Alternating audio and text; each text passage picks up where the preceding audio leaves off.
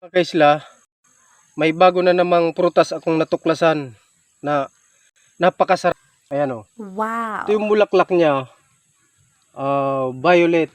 Tapos red yung ano niya, yung mga tangkay ng bulaklak. Kulay puti, pero ito, pwede na siyang napakayami.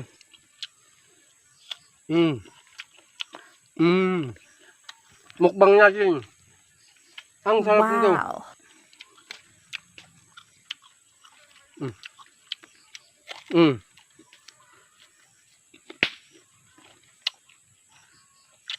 Matamis. Tapos smooth lang siyang kainin. Sarap.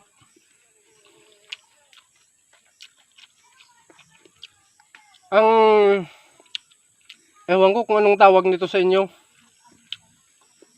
Dito sa amin, wala pang tawag ito eh. So, papakita ko sa inyo. Tapos yung mga malalaki nito, nandito, papakita ko. Malaking malaki talaga sila. Ito, maliliit pa lang to. Ito, maliit. Kumpara dun sa ibang nasasayang lang dito ito.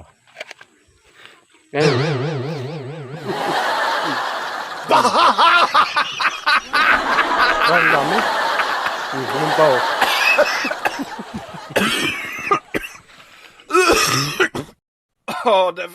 Det var helt forferdelig.